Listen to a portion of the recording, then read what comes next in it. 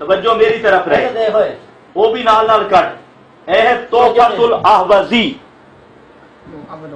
वो ही कर रहा हूँ, त्रिमज़ी है, त्रिमज़ी है, त्रिमज़ी है, तोहफतुल अहवज़ी, ये त्रिमज़ी का हाशिया है। और मैं सुन है जामे उत त्रिमज़ी, और यार त्रिमज़ी पढ़ूंगा, जामे उत त्रिमज़ी, क्या है जामे उत त्रिमज़ी, त्रिमज़ी शरीफ शाय सित्ता, और इसमें मेरा भाई ये तोहफतुल अहवज़ी, इसमें आ रहा है साफ ये मसला, इसमें है सुबहान अल्लाह, कहता है कि जहां हाँ ये देखो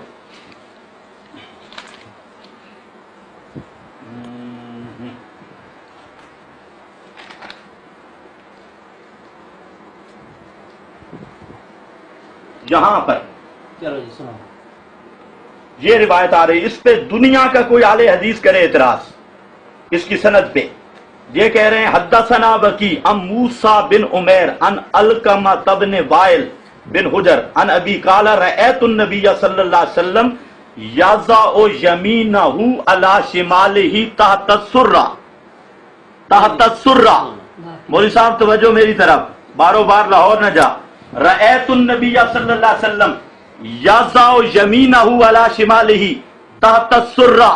साहबी कहते हैं मैंने रसूल पाक को देखा कि आपने अपना दायां हाथ बाएं पे रखा, तहत सुर्रा दुन्नी दे तल्ले, तहत सुर्रा नाप के नीचे। कालल हाफिज अल कासिम, ये पर्चियां शर्ची हनफी शनफी छोड़। बिस्मिल्लाहिर्रहमानिर्रहीम। सामीन कराम, आपने ये क्लिप देखा सुना, यहाँ कुछ इल्मी ख़यानतें मौजूद हैं। हम फिर हदीस की तरफ आते हैं जो बखरवी साहब ने पढ़ी है। जब वो किताब अपने हाथ में लेते हैं तो बोल के कहते हैं कि ये तोहफतुल अहवज़ी है, और सामने वाला भाई कहता है कि नहीं आप सुनन अबी दाऊद खोलें, उसमें देखें, उसमें सीने पे हाथ बांधने वाली हदीस है। तो वो कहते हैं नहीं ये भी जामे तिरमिज़ी है, और मैं जामे तिरमिज़ी खोलने लगा हूँ। फिर कहते हैं तोहफतुल अहवज़ी, साथ जामे तिरमिज़ी भी कहते जा रहे हैं कि जामे तिरमिज़ी खोलता हूँ, और कहते जा रहे हैं कि यह है तोहफतुल अहवज़ी, और आखिर पे वो क्या कहते हैं कि ये जामे तिरमिज़ी है, जामे तिरमिज़ी है, सियासित्ता, सियासित्ता। अब देखें सियासित्ता में 6 किताबें आती हैं, सही बुखारी, सही मुस्लिम, जामे तिरमिज़ी, सुनन अबी दाऊद, सुनन इब्न माजाह और सुनन निसाई। ये 6 किताबें हैं जिनको कुतुब सित्ता कहा जाता है। लेकिन तोहफतुल अहवज़ी को सियासित्ता का नाम देना, और ये शरह है जामे तिरमिज़ी की, जैसे सहीह बुखारी की शरह है फतह उल बारी। अब फतह उल बारी को बंदा कोई कहे कि ये सहीह बुखारी है तो उस बंदे को यही कहा जाएगा कि ये बड़ा ही जाहिल है। तो जो तोहफतुल अहवज़ी को जो तशरीह है जामे तिरमिज़ी की, जामे तिरमिज़ी का नाम दे, कुतुब सित्ता में शुमार करे, उसके बारे में आप फैसला खुद कर लीजिए। और फिर जो वो हदीस इसमें पढ़ते हैं कि ये हदीस है, हदीस की तरफ बाद में आते हैं। पहले इसकी सनद का जिक्र करते हैं। सनद जहां तक है सनद सही है, इसमें कोई शक नहीं है जो उन्होंने पढ़ी है, लेकिन हेर फेर कहाँ है, चक्कर कहाँ है, वो मतन में है। मतन में इजाफा किया गया है। वो साबित करने के लिए मैं आपके सामने एक चार्ट रख रहा हूं। इस चार्ट के अंदर आप देखें कि सैयदना वाइल बिन हुजर से अलकमा बिन वाइल रहमहुल्लाह नकल करते हैं, अलका बिन वाइल रहमहुल्लाह से मूसा बिन उमैर रहमहुल्लाह ये हदीस नकल करते हैं। अब मूसा बिन उमैर रहमहुल्लाह जो हैं, ये नीचे आप देखें उनके 5 शागिर्द हैं, नीचे लिखे हुए हैं 5 शागिर्द हैं। उन 5 में से जो 4 हैं उनका हम जिक्र नहीं करते, इसलिए कि उनसे ये तख्तुस्सुरा वाली हदीस नकल नहीं की गई। ये 5वें जो लेफ्ट साइड पे वकी हैं, इनको देखें, इनके नीचे इनके 4 शागिर्द हैं। इन 4 शागिर्दों में से 3 जो हैं वो इससे मावरा हैं, मुस्तस्ना हैं। 5 चौथे जो हैं इब्ने अबी शैबा, इनका जो नुस्खा है जिसको मुसन्नफ इब्ने अबी शैबा कहा जाता है, اس سے وہ یہ حدیث پڑھ رہے ہیں، نقل کر رہے ہیں۔ اب کیا ہوا، مصنف ابن ابی شیبہ کے اندر تحریف کی گئی۔ وہ تحریف کیسے کی گئی، میں آپ کے سامنے 2 نسخوں سے یہ سکین لگانے لگا ہوں۔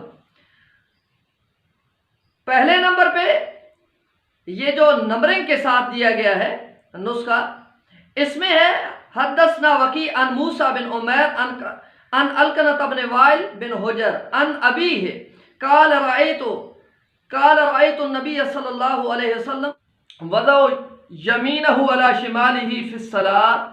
اب آگے تخت السرا کے الفاظ نہیں ہیں، یہ تخت السرا کا اضافہ کیا گیا ہے۔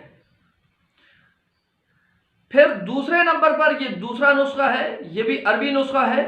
اس کے اندر یہ آپ دیکھ سکتے ہیں، اس میں ہے کہ حدثنا وکی عن موسیٰ بن عمیر عن القنۃ بن وائل بن حجر عن ابی قال رأیت النبی صلی اللہ علیہ وسلم وضع یمینہ علی شمالہ فی الصلاۃ۔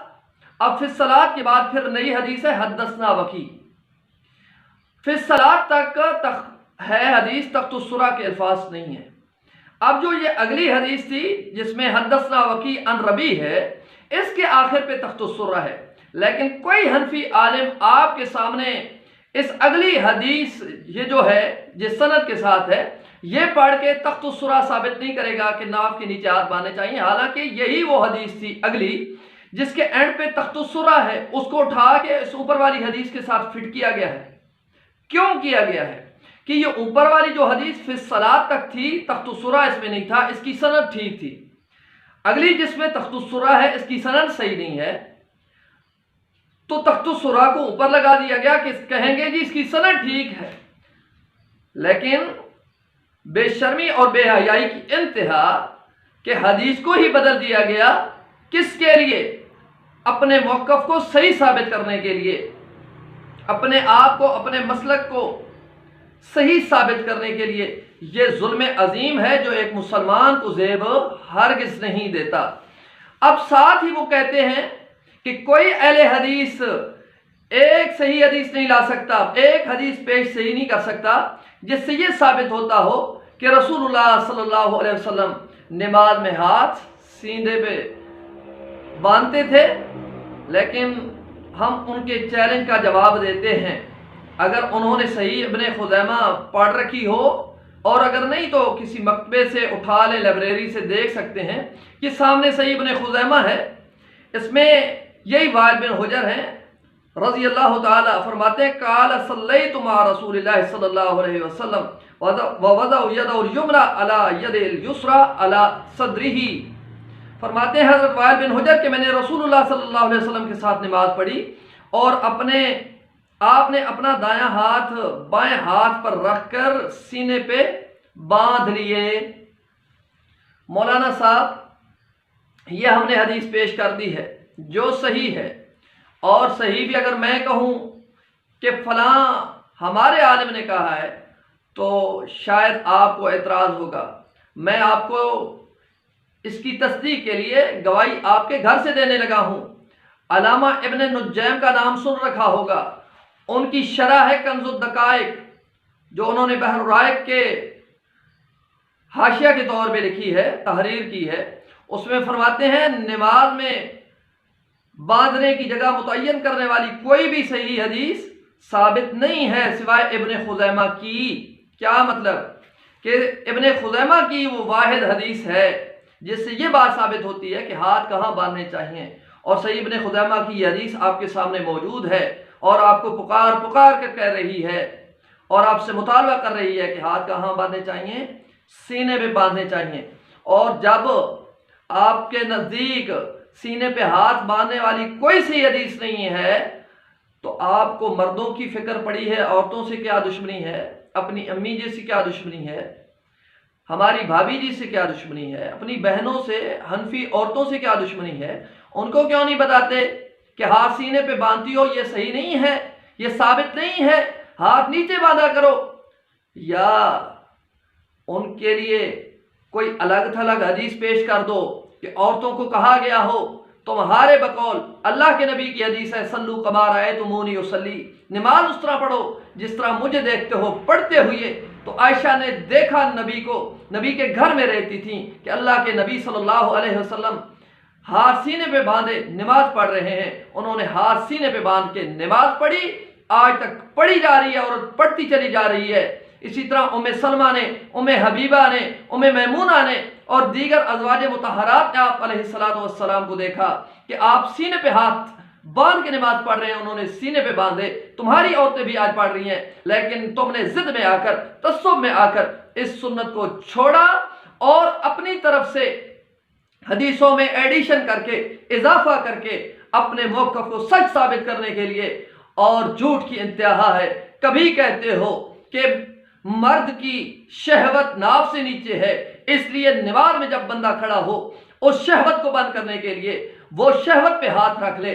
عورت کی شہوت سینے پہ ہے، اس لیے نماز پڑھتے ہوئے عورت کو چاہیے کہ وہ ہاتھ سینے پہ باندھ لے۔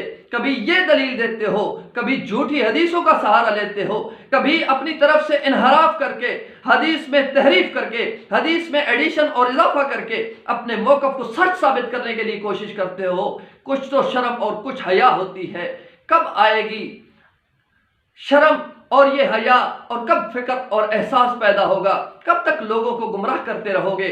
اور پھر تم نے آخر پہ کہا کہ ہم علماء احناف کو نہیں مانتے، ہم فلاں کو نہیں مانتے، ہم حدیث رسول کو مانتے ہیں، ہم سنت رسول کو مانتے ہیں۔ ہم علماء احناف کو بھی، علماء اہل حدیث کو بھی نہیں مانتے، ہم مانتے ہیں رسول اللہ کو، ہم مانتے ہیں کتاب و سنت کو، پیغمبر کے عمل کو۔ اور جناب تمہاری تو حدیث سے اتنی دشمنی کی انتہا ہے کہ حدیث کو حدیث کہنے کے لیے تیار نہیں ہوتے، اپنی تقاریر کے اندر روایت کہہ کر اس کا رد کرتے ہو، اور جب پھنستے ہو تو کہتے ہو ہم حدیث رسول کو ماننے والے ہیں، سنت رسول کو ماننے والے ہیں، اور سنت رسول سے، حدیث رسول سے، اقوال رسول سے، افعال رسول سے جو تم نے بگاڑ کیا ہے، جو تم نے ان کے ساتھ گھنونا کھیل کھیلا ہے، وہ بھی اپنی سکرین پہ دیکھ سکتے ہو۔ یہ اصول کرکی ہے، اس پہ دیکھ سکتے ہو تم نے کیا کیا کہ وہ حدیث جو ہمارے احناف کے خلاف ہوگی، ہم کیا کریں گے؟ ہم کیا کریں گے؟ اس کو منسوخ قرار دیں گے، یا اس کے اندر اپنی مرضی کی تعویل کریں گے، اور اس کو معارض قرار دے کر حدیث سے اس کو چھوڑ کر، حدیث کو اس کے معارض کر کے اس حدیث کو چھوڑ دیں گے، اور اپنے ان ائمہ کے اقوال کو لے لیں گے۔ لوگوں کو درسوں میں، تقاریر میں یہ سبق پڑھاتے ہو کہ ہم سنت رسول کو مانتے ہیں، حدیث رسول کو مانتے ہیں، اور بچوں کو مدرسوں کے اندر یہ کلیہ اور قاعدے پڑھاتے ہو، قانون پڑھاتے ہو اور اصول پڑھاتے ہو۔ یہ ہاتھی کے دانت کھانے کے اور دکھانے کے اور، اس چکر کو چھوڑو، اللہ کے لیے لوگوں کو گمراہ نہ کرو، لوگوں کی اخروی زندگی کو برباد نہ کرو۔ انہی الفاظ کے ساتھ اجازت چاہتا ہوں، انشاءاللہ العزیز اگلے کلپ کے ساتھ آپ کی خدمت میں